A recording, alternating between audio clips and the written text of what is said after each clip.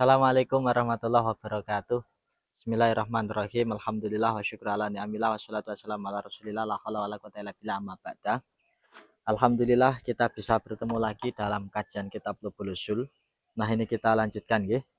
Sebelum kita mulai, mari kita baca suratul Fatihah dengan harapan apa yang kita pelajari betul-betul menjadi ilmu yang manfaat, ilmu yang barokah. Ala hadiniya wa ala kulli niyatin sholihah. Al-Fatihah. A'udzubillahi minasyaitonirrajim. Bismillahirrahmanirrahim. Alhamdulillahirabbil alamin arrahmanir rahim maliki yaumiddin. Iyyaka na'budu wa iyyaka nasta'in. Ihdinas siratal mustaqim.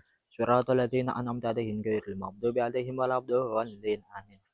Untuk teman-teman yang mungkin baru melihat video ini, jadi ini yang kesekian kalinya nggih. Jadi cara ngaji niku part yang kesekian. Nah, jadi kalau mau secara utuhnya nanti buka saja di playlist. Jadi playlist yang kajian kitab Lubul Usul. Ini Lubul Usul. Kali ini halaman 51 meneruskan yang kemarin. Bismillahirrahmanirrahim. Qala al-musannif rahimahullah taala wa nafa'na bi wa bi ulumi fid dharain amin. Qala dawuh sinten al-muhaqqiquna. Pira-pira ulama kang ahli nyatakake masalah sak dalile wala yatafawatu lan ora dadi kaji apa ilmu illa bi kasratil muta'alliqati angin kelawan akehe pira-pira perkara kang gumantung atau wala ta'addudul ilmu illa bi ta'addudil maklum. Ya kalau orang pengetahuannya satu ya dianggap punya satu ilmu gitu sajalah. Tapi kalau pengetahuannya banyak, dianggap saja dia punya banyak ilmu. Heeh. Wa inna ma yatafawatu bi kasratil muta'alliqati fi ba'di juz'iyati duna ba'din fa yatafawatu fiya kama fil ilmi bi salasati asya wal ilmi bi syai'aini. Heeh. Wal jahlu tawi kang aran jahl iku intifaul ilmi ora anane ngaweruhi bil maksudi kelawan perkara kang den sejo. Filasoin dalam miturut kaul asyah. Yang disebut jahil, kebodohan adalah ketidaktahuan terhadap sesuatu. Nah, ini kalau dalam versi bahasa Arab itu kebodohan itu ya jahil itu. Jadi ketidaktahuan. Tapi kalau dipraktekkan dalam bahasa Indonesia, misalnya ada orang ngomong goblok, ya mohon maaf ya, ini mencontohkan saja. Nah, itu kemudian dia berdalih kata goblok itu ya sekedar tidak tahu kan. Jadi bukan sebuah umpatan, bukan sebuah kalimat cemoohan, tapi itu hanya kalimat yang dalam bahasa Arabnya itu ketidaktahuan. Misalnya ada orang berdalih gitu, ya itu kurang bijak juga karena kita tahulah bahasa goblok dalam bahasa Indonesia teks itu ya konotasinya negatif. Jadi konotasinya negatif. Bon. Wasahwu ta kang aran sahwun iku al-ghaflatu lali anil maklumi saking perkara kang den kinaweruhi. Kalau ada orang dia lupa itu dalam bahasa Arab disebut sahwun atau ghaflah. Heeh. Bon. Lah terus bagaimana dengan nisyan? Ada ghaflah, ada nisyan, ada sahwun. Yaitu di Ghayatul Usulnya sudah dijelaskan sebetulnya wasahwu al-ghaflah anil ma'lum al-hasil fayutanabbahu lahu bi adnatan bihin bi khilafin nisyan. Bahwa zawalul maklumi fayusta'nafu tahsiluhu. Kalau nisyan itu memang lupa tapi sudah levelnya itu akut. Jadi untuk bisa mengingat itu harus mengulangi lagi. Itu nisyan. Tapi kalau gofla itu ya bi'adnatan bihin. Jadi ingatkan sedikit dia langsung ingat. Bismillahirrahmanirrahim. Masalah tentang masalah swiji. Masalah gede cara. Alasa tem tur kalasa iku anal Hasan sak temene Hasan iku ma perkara yum dau kang den puji apa alima. Wal qabi halan sak temene Allah iku ma perkara yudamu kang den wada apa alima. Fama mengkote perkara la kang ora yumdahu. Wala lan ora yudamu iku wasitatun tengah-tengah. Yang namanya Hasan, qabeh. Kalau Hasan itu ya terpuji kan? Kalau qabeh itu ya tercela. Kalau sesuatu tidak terpuji, tidak tercela namanya wasitoh tengah-tengah. Wa ana jaizatarki lan sak temene perkara kang wenang den tinggal iku laisa ana apa jaizatarki iku biwajibin aran wajib. Hal yang boleh ditinggalkan ya berarti tidak wajib dilakukan. Nah, ini kaidah usulnya begitu. Lalu misalkan dipraktekkan dalam fikih. Misalkan orang haid itu kan tidak wajib melakukan puasa. Berarti kalau begitu puasa tidak wajib bagi orang haid. Ya itu tidak wajibnya saat itu, tapi kan nanti kalau dia sudah suci kan wajib mengkodoi kan. Ah, ya sudah gitu saja kan. Walau khulful afdiyun. Nah, kan ya bagi yang mengatakan orang haid tetap wajib puasa dengan yang mengatakan orang haid tidak wajib puasa sama saja. Endingnya dia wajib mengkodoi kan. Seketika itu tidak wajib melakukan, boleh meninggalkan. Betul loh. Es. Wa anal mandub lan sak temene perkara kang den sunahake iku makmurun kang den perintahaken apa bi mandub. Wa ana lan sak temene mandub iku laisa ora ana apa mandub iku mukallafan kang den berarti apa bi mandub kal makruh kaya makruh. Binaan krana jenengaken ala ana taklifa ing atase sak temene taklif iku ilzamu ma majibaken perkara bi kang iku tetep ing dalem kulfatun utawi kangelan la tolabu ra nyubrih ma. Ya sudah itu mudah kan. Ya namanya mandub itu ya mandub atau sunat atau itu berarti makmurun bihi kita diperintahkan untuk mengerjakan. Tapi ini tidak sampai merasuk di dalam ranahnya mukallafan bi, tidak masuk taklif, tidak masuk taklif. Jadi tidak mengakomodir taklif. Maksudnya taklif itu tidak mengakomodir hukum mandub atau hukum makruh. Ini kalau dimaknai taklif adalah ilzam. Taklif adalah apa? Ilzam. Ilzam itu berarti sudah tarafnya sudah yes atau no. Sedangkan sunnah mandub dikerjakan dapat pahala enggak ya? Enggak masalah. Berarti kan mandub itu kan makruh itu kan sama kan? Tidak masuk mukallafan bi. Kalau mandub ya sekedar makmurun bi. Kita diperintah melakukan, tapi bukan di taklif, enggak sampai ada taklifnya. Ini kulit makna taklifnya adalah ilzam, bukan tolap. Kalau makna taklifnya itu tolap, sekedar menyuruh gitu saja, ya mantap ya kita disuruh mengerjakan. Makro kita disuruh meninggalkan. Tapi kan tidak tegas ya. Nah, ini loh, tidak ada ilzam. Jelas ya? Ya ngoten niku usulul fikih. Jadi maksud saya ya kita pelajari saja, penting muridnya betul dulu. Nanti kan suatu saat kita kaji lagi dengan metode dikembangkan. Sebenarnya kalau usul fikih itu gini, di kitab Lubul Usul itu mukadimat itu ya untuk melatih kecerdasan. Ini jenengan iling-iling tenan nih. Karena saya kemarin tuh habis hatam Lubul Usul dengan baca sendiri, dimaknai sendiri.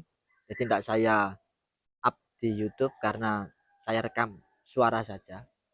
Nah itu setelah saya baca khatam, itu saya dapat satu fawaid, jadi beberapa faedah, yakni kalau mukadimah Lubul Usul, itu cara supaya kita jadi cerdas, itu mukadimah Lubul Usul. Lalu kitabul awal itu ya untuk menganalisis dalil Quran hadis, itu kitabul awal dan kitabul sani. Kitabul salis berarti ijma, itu supaya kita menguasai fikih. Jadi harus waspada mana yang ijma, mana yang masih mukhtalaf. Jadi fikih itu ya penting untuk dikolaborasikan dengan usul fikih. Nah, untuk dikembangkan itu fokusnya di kias. Di kias. Nah, baru setelah kias ada senjata apa pamungkas namanya kitabul Homes Istidlal. Lah kalau istiad itu ya sudah kita pelajari, tapi nggak usahlah kita ngaku mujtahid mutlak, karena kita ngaji usul fikih bukan untuk melamar jadi mujtahid mutlak, tapi dalam rangka apa? Supaya bisa kontekstualisasi dalil. Yes, paham ya? Lah baru setelah itu terus usuluddin terus tasawuf. Niku lubul usul. Wa anal ibahata ediki. Wa anal mubalan sak temene mubah iku laisa ora ana apa mubah iku binsin tunggal jenis lil wajib ke wajib. Jadi mubah itu yang tidak satu jenis dengan wajib. Ya ngoten.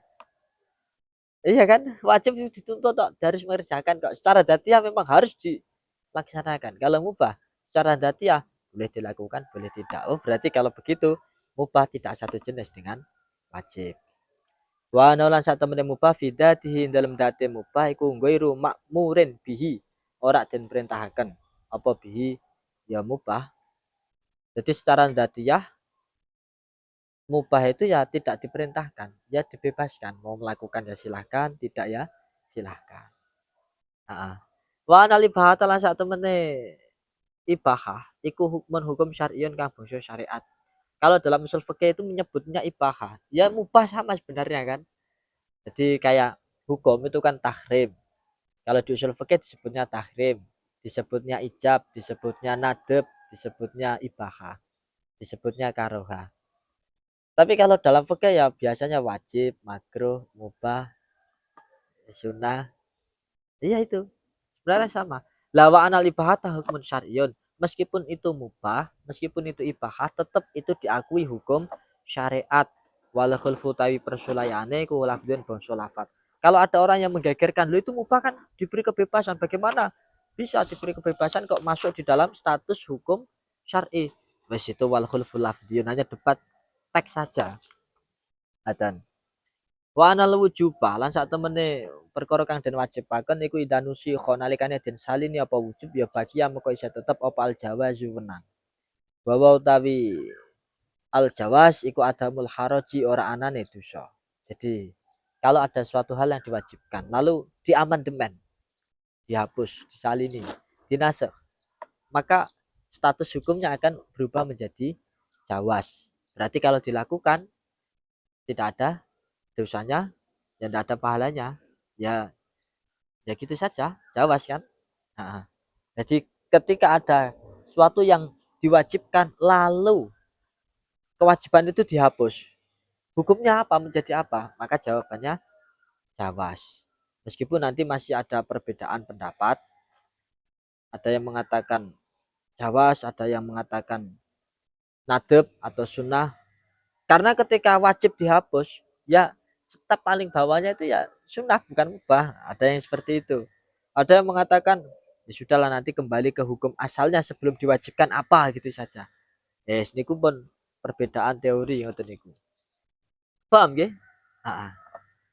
Masalah tentang kono masalah suci al amru tawi perintah bi ahadi asya'a. Lawan salah sijine pira-pira perkara. Iku yujibu netepake apa amr ing ahad. Mubhaman hale kang den samaraken indana yang dalam mungguh kita. Fa in fa'alaha. Jadi perintah kalau itu terhadap beberapa hal, maka salah satu dari beberapa hal, maka kita wajib melakukan salah satunya tanpa harus dispesifikkan. Misalnya kamu harus makan ini atau makan ini atau makan ini. Misalnya ngono misalnya. Itu kan salah satunya kan. Ya sudah berarti yujibuhu mubhaman indana, kita wajib melakukan salah satunya. Yang mubham enggak bisa ditentukan yang mana, pokoknya salah satunya. Lah fa'in fa'alaha mongko lamun to nglakoni sapa wong ing ahad fal mukhtaru mongko te miturut kaul mukhtar iku in fa'alaha lamun to nglakoni sapa wong ing ahad murattabatan hale kang den urut-urutake fal wajibu mongko te kang wajib iku awal wa kawitane ahad. Asya ngono wae lah. Fa'in fa'alaha mongko lamun to nglakoni ing asya fal mukhtaru mongko te miturut kaul mukhtar iku in fa'ala lamun to nglakoni sapa wong ing asya murattabatan hale kang den urut-urutake fal wajibu mongko utahi kang wajib iku awal wa. Masalahnya nek gak tarujuk ning asya kok aku di depan lho iku mu andas gak dirujuk nang bakar. Dikira nek gak paham murate yes. Ngoten niku lho kadang-kadang lek sik ngajine nahwu ngoten niku pun. Fal wajibu mongko te kang wajib iku awal wa kawitane asya. Au ma anto bareng ya fa'ala mongko lur-lure asya. Wa entaro kalamun to ninggal sapa wong ya ukiba mongko den wa in tarakaha lamun to ninggal sapa wong ing asya ya ukiba mengko den tatrapi sapa wong bi adnaha kelawan luweh andap-andape asya. Oh jelas ya? Jelas kan ketika ada misalnya ada 3 perkara, kita disuruh untuk melakukan salah satu dari 3 hal. Maka kalau dilakukan semuanya secara bersamaan, maka ketika perintah itu statusnya wajib, tiga-tiganya dilakukan semua padahal salah satunya kan yang diperintahkan, maka dapat pahala yang mana ketika itu wajib. Maka fal wajibu in fa'ala murattabatan fal wajibu awwaluha. Kalau urut maka yang dapat pahala wajib itu yang apa, paling yang pertama kali. Jadi misalnya ada orang dia diperintah untuk, misalnya ada, ya mohon maaf ya kalau di fikih itu misalkan dicontohkan ada orang dia menyentuh istrinya di siang hari bulan Ramadan misalnya. Meskipun itu takhir ya, ikut takhir tapi ojo-ojo gue lah, ikut takhir itu. Ya kita buatkan contoh sendiri saja lah. Misalnya si A, dia disuruh makan makanan, memberi pakaian, dan memberi tempat tinggal. Salah satunya. Terus dia melakukan semua. Maka kalau dilakukan secara berurutan, dia dapat pahala wajib. Kalau itu wajib loh ya, dia dapat pahala wajib atas dasar yang pertama kali dilakukan dari 3 itu. Nah kalau bareng bagaimana? Maka kalau bareng ya yang a'la, yang derajatnya paling tinggi. Misalnya yang paling mahal itu rumah, ya sudah berarti dia dapat pahala wajib atas nama rumah tadi itu. Aksi ngasih rumah itu tadi. Misalnya ngono. Nah kalau misalkan ditinggalkan semua, dosanya diukur dengan dosa apa? Misalnya 3 tadi itu ya, misalnya rumah, pakaian, dan makanan. Maka bi'adnaha, yang paling adna, yang paling rendah tarafnya. Jadi misalnya digambarkan yang paling rendah itu makanan, baru setelah itu pakaian, setelah itu tempat tinggal. Nah ini berarti kan dapat apa dosanya itu yang adna, yang makanan tadi. Ini kuliah dicontohno dhewe ngoten niku sebenarnya jenengan paham gambarannya ngoten loh. Karena nanti kalau dipraktekkan di fikih itu nanti ada konsekuensi, misalnya dam, ada dam tartib, ada dam mukhayyar, dan seterusnya, ada pembahasan itu. Itu nanti di fikihnya. Yes. Jadi sebetulnya paham sih murad dari teks ini. Nah, waya jisulan menang apa tahrimu wahidin ngaramakan perkara suwiji mubamin kang den samaraken indana dalam buku kita.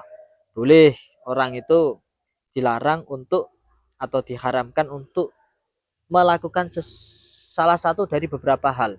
Misalnya dicontohkan la tatanawal as-samaka awil labana awil baida. Kamu jangan makan ikan, minum susu, atau makan telur. Ya sudah, pokok asal tidak melakukan salah satunya beres wis. Jadi kulo sing dimaksud wa yajuju tahrimu wahidin mubhamin in dana. Boleh orang itu dilarang untuk mengkonsumsi salah satu dari beberapa hal yang tidak ditentukan yang mana. Pokoknya salah satunya. Nah, ngoten. Wis enak niku wis. Jadi enak kan ngaji usul fikih kan. Gampang kan? Kata siapa ngaji usul fikih? Lebih sulit itu sulit. Ah, lek ngeten iki maksudnya aja dipedot ya, videonya aja dipedot, nanti dipedot disambung-sambungkan dengan video orang lain, wah repot itu. Kalau ketemu materi yang seperti ini memang mudah, tapi coba nanti kalau sudah masalikul elat itu rumetnya mboten karu-karuan itu. Masalah tentang iki masalah suci kedik malih nggih. Fardul kifayah utawi fardul kifayah iku muhimun kang penting. Yukso tukang desejot jasman kelawan mantep apa khusuluhu hasile fardul kifayah min ghairi nadharin saking tanpa ningali bidati kelawan dat lifa ili mari wong kang lakoni fardul kifayah. Jadi fardul kifayah niku sesuatu yang penting. Yang mana tujuan adanya fardul kifayah yang penting ada yang melakukan tanpa memilah-memilih siapa pelakunya. Tapi harus mukalaf. Sholat jenazah itu atau tajizul janais, kalau yang mentajis orang yang meninggal misalnya punya karomah bisa tajizul janais dirinya sendiri, itu tetap itu nanti masih wajib itu tajizul janais, itu fardhu kifayah, itu harus min jinsil mukalaf. Nah, lah di sini dijelaskan fardhu kifayah itu yang penting ada yang melakukan tanpa memandang siapa yang melakukannya. Jadi muhimun yuksadu jazman. Jadi penting, yang penting ada yang melakukan. Dan itu memang jazman ya. Jadi tegas yo karena fardu lah. Ada sunnah ngono ya wero jazim. Ngoten lho. Wis penak niku. Asal ada yang melakukan semuanya beres wis. Wala sau ta imtur kala ku ana satu menit fardul kifayah kuduna fardil aini saandape fardul ain. Maka kalau mengikuti kaidah ini fardul kifayah itu derajatnya lebih rendah dari fardul ain. Artinya ya fardul ain afdalu min fardil kifayah. Fardul ain itu lebih afdal dari fardul kifayah. Apa yang dimaksud afdal? Didawuhkan dalam kitabnya Syekh Ibrahim Al-Bajuri, wal murad bil afdaliyah adalah kasratus sawab lifa iliha. Jadi ada banyaknya pahala bagi pelakunya. Pelaku dari kifayah tadi itu, fardul kifayah. Wa ana lan sebenarnya fardul kifayah iku alal kuli ngatasé sekabehane wa iskutu lan gugur apa fardul kifayah bi fi'lil ba'di lawan oleh nglakoni wong sebagian. Jadi aslinya tuntutan fardul kifayah itu kepada semua orang. Ya yang mukallaf maksudnya. semua orang terkena khitab, terkena tuntutan. Tapi ketika ada yang melakukan ya sudah, orang lain sudah gugur. Menyolati mayit itu kan fardul kifayah, memandikan mayit fardul kifayah, semua orang. Tapi kalau sudah ada yang melakukan, yang lainnya sudah gugur. Yes. Wa ana lan satune fardul kifayah kula yatano ora dadi fardul ain apa fardul kifayah bisyuri kelawan tumandang ila jihad angin jihad wa salat janazatin lan salat jenazah wa hajjan lan haji wa umrotan lan umrah. Fardul kifayah tidak akan bisa berubah menjadi fardul ain gara-gara dilakukan seseorang. Jadi misalnya ada orang dia itu mencari ilmu, terlanjur masuk di situ, terlanjur belajar. Boleh boyong enggak? Boleh. Like kalian udah nurutin itu ya. Artinya untuk dia mondok mencari ilmu fardul kifayah, kemudian dia boyong, boleh enggak? Boleh. Kalau fardul ain ini lain lagi. Kalau mondoknya masih ilmu fardul ain lain lagi, ngoten lho. Paham nggih? Ah, jadi fardul ain apa fardul kifayah tidak bisa berubah menjadi fardul ain gara-gara dia melakukan. Kecuali 4 hal. Satu adalah jihad. Jihad perang itu kalau sudah masuk di barisan perang, meskipun jihad itu aslinya hukumnya fardul kifayah, karena sudah terlanjur masuk, tidak boleh keluar dari barisan perang. Betul asal keluar dari barisan perang. Ya karena ya itu min kasri bil jundi nanti akan lolek pasukannya mundur itu yang lainnya juga akan ikut mundur nanti malah meden-medeni pasukan orang lain dalam satu pasukan. Makanya tidak oleh ngoten niku. Nah, kalau sudah masuk dalam perang sudah harus terus itu merdeka atau mati. Nah, ngoten lho. Termasuk sholat jenazah. Kalau orang sudah sholat jenazah sudah masuk, meskipun sholat jenazah awalnya fardul kifayah, kalau dia sudah sholat jenazah dia tidak boleh membatalkan. Sudah fardul ain itu jadinya. Jadi fardul ain. Loh, kenapa kok begitu ya? Karena akan hadku hurmatil mayit, akan merusak kehormatan mayit kalau dibiarkan statusnya tetap fardul kifayah, tetap boleh untuk membatalkan. Termasuk haji dan umroh. Haji dan umroh itu kalau sudah dia melakukan meskipun awalnya fardul kifayah, hukumnya menjadi fardu ain. Heeh. Paham nggih? Heeh. Wa sunanuha utawi pira-pira sunahe napa? Kifayah. Iku kafar dia kayak fardu kifayah ibdali jazman kelawan ganti teks jazman bididi kelawan swali jazman. Sunah kifayah itu seperti fardul kifayah. Ya berarti kan semua orang tertuntut melakukannya, tapi kalau sudah ada yang melakukan, ya sudah menggugurkan dari tuntutan orang lain. Lah, bedanya cuma satu. Sunah kifayah sama dengan fardul kifayah, bedanya cuma satu. Di kata jazman. Kata jazman itu artinya tegas. Kalau fardul kifayah tuntutannya tegas, kalau tidak dilakukan dosa. Tapi kalau sunah kifayah karena tuntutannya tidak tegas, ya kalau tidak ada yang melakukan pun ya jenenge sunah kan, ya tidak ada dosa. Betul loh. Paham ya? Jadi semudah itu kita ngaji usulul fikih. Jadi ini masih mukadimah nanti kalau sudah ya serah kamu dinikmati sajalah nanti sambil berjalan alon-alon nanti insya Allah ini saya cerita sedikit ya. Kan saya ini jenengan lihatlah suasananya ngajinya di tempat seperti ini. Artinya ini semua sudah saya upayakan sekuat tenaga. Tak upaya saya beri yang terbaik, tetapi inilah kondisinya. Saya masih di proyek, masih di sorry ibaratnya di perantauan, di kerja di dunia perproyekan, sehingga untuk bisa menciptakan euforia, background yang tempat yang nyaman itu mungkin di mata jenengan masih kurang layak, tapi ya yang penting kita sudah berusaha, kita lakukan mala yutroku kulluhu la yutroku kulluhu. Kalau belum bisa dilakukan seutuhnya, minimal tidak ditinggalkan semuanya. Jadi ngene iki wis iso-isone, ane ngoten. Kabeh kan yo ngono kan arek. Pas totok dudu masyik to, sak kuwate dudu napa? Sak karepe. Itu saja dari saya. Untuk materi selanjutnya al-ashah ana waqtal maktubati jawazan waktun li adaiha wallahu a'lam bishawab. Terima kasih atas kehadirannya, atas partisipasinya. Jangan lupa like, subscribe, komen, share. Nah, ngoten lho. Terima kasih. Kurang lebih mohon maaf. Semoga bermanfaat. Assalamualaikum warahmatullahi wabarakatuh.